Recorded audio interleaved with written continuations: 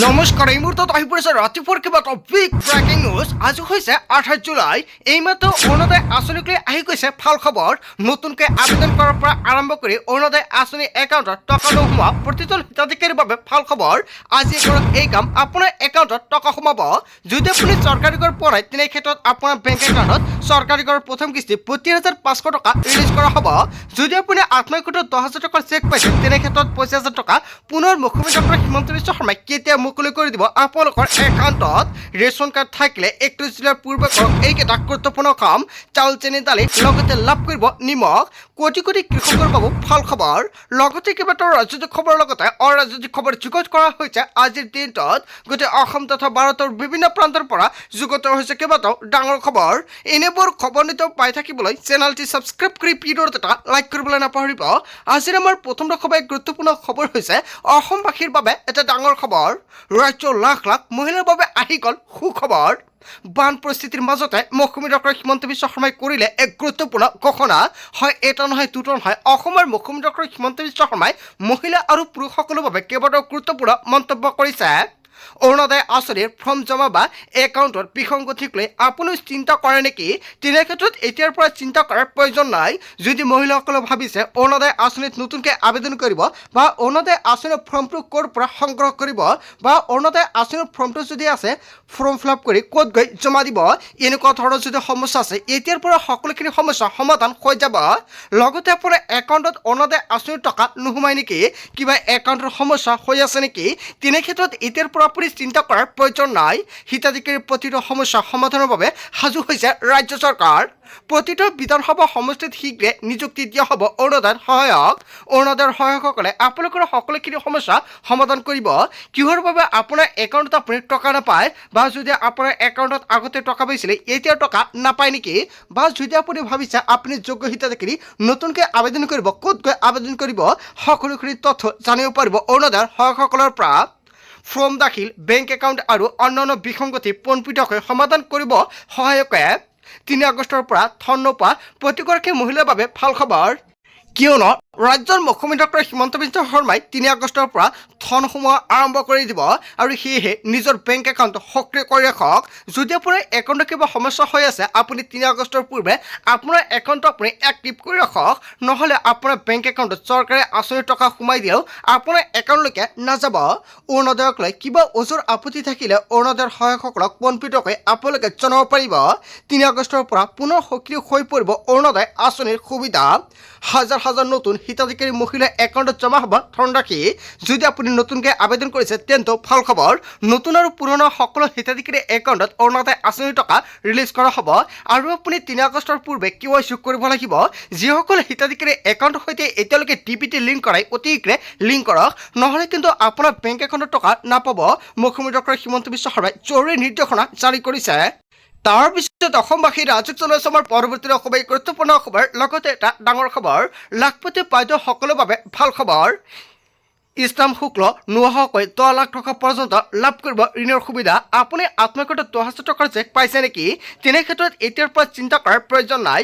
ব্যক্তিগত ঋণ লওক। আপুনি ব্যক্তিগত ঋণৰ বাবে আপুনি ইছলাম শুক্ল দিব নালাগে। যিসকলে 10,000 টকাৰ চেক পাইছে সেইসকল হিতাধিকাৰীক 25,000 টকা সোমাই দিয়া হ'ব। কিন্তু চৰকাৰে নতুনকৈ কৰিব বাছনি। ASRLMৰ অন্তৰ্ভুক্ত সহায়ক গোটৰ মহিলাই পাব এই সুবিধা।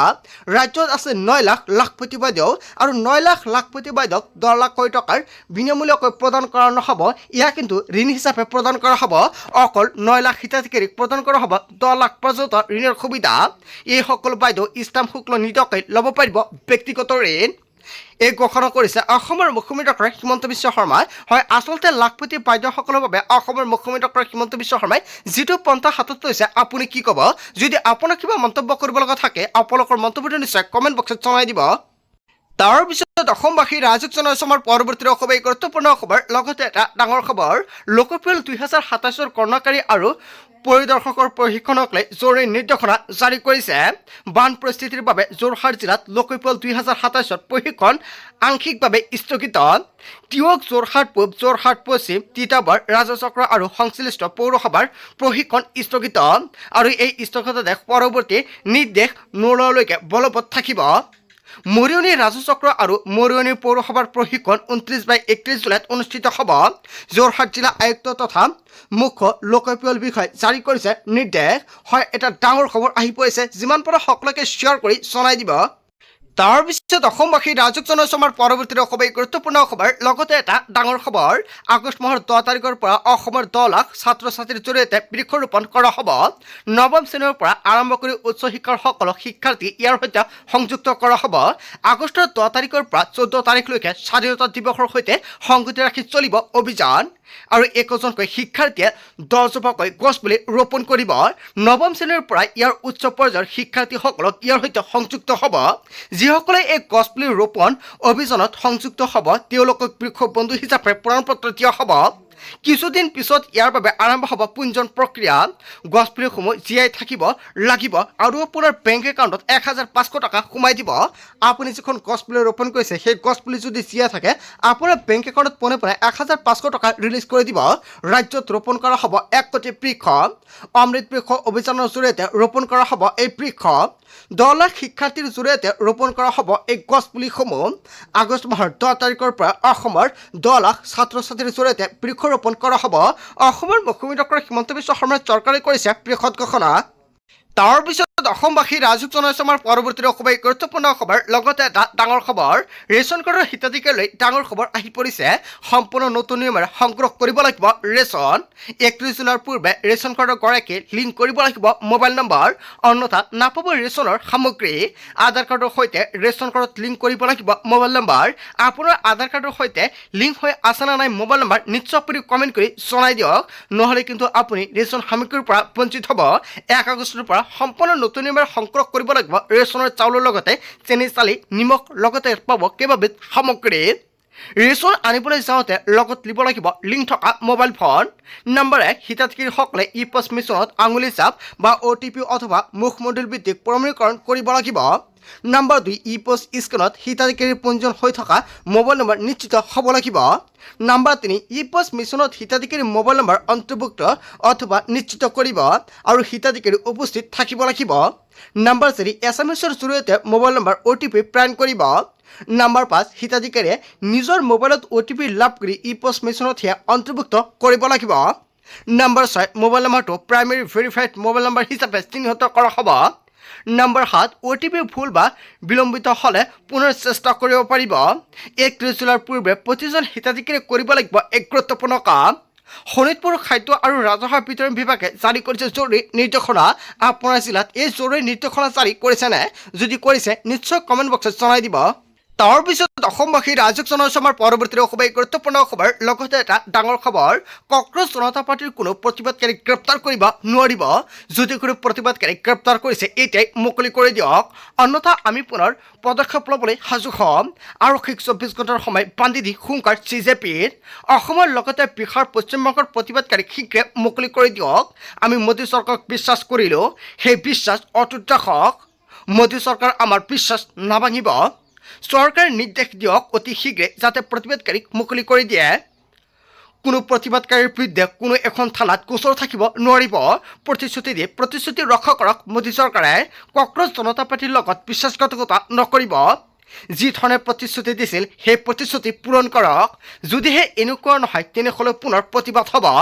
প্ৰতিগৰাকী যুৱক যুৱতীয়ে ধৈৰ্য ধৰক, আমি আপোনালোকৰ লগত আছোঁ। কংগ্ৰেছ জনতা পাৰ্টিৰ কোনো প্ৰতিবাদকাৰীক গ্ৰেপ্তাৰ কৰিব নোৱাৰিব। হয়, এটা বিগ ব্ৰেকিং নিউজ আহি পৰিছে।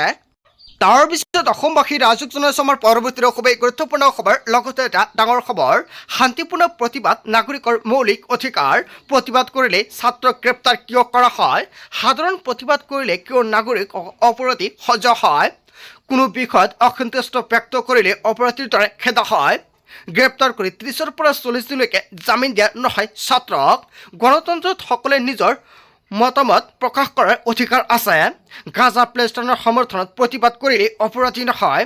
ভাৰতে প্লেষ্টাইনত দেশ হিচাপে স্বীকৃতি দিছে। ভাৰত আছে প্লেষ্টাইনৰ দূতাবাস আৰু প্লেষ্টাইনৰ সমৰ্থনত প্ৰতিবাদ কৰিবলৈ কিয় অনুমতি দিয়া নাছিলে? সৰ্বোচ্চ ন্যায়ালয়ত ন্যায়াধীশৰ এক গুৰুত্বপূৰ্ণ মন্তব্য। ন্যায়াধীশ উজ্জ্বল ভূঞাৰ এই বিশেষ ৰায়দান। শান্তিপূৰ্ণ প্ৰতিবাদ নাগৰিকৰ মৌলিক অধিকাৰ ইয়াৰ বিষয়ে জনতাই কি ক'ব আজিৰ মূল ভিডিঅ'খনত আপোনালোকক এইখিনি সৰু কেইটামান ইনফৰমেশ্যন দিবলগীয়া আছিলে ভিডিঅ'টি ভাল লাগিলে লাইক কমেণ্ট শ্বেয়াৰ কৰি দিয়ক চ' থেংক ইউ ফৰ ৱাচিং ফুল ভিডিঅ'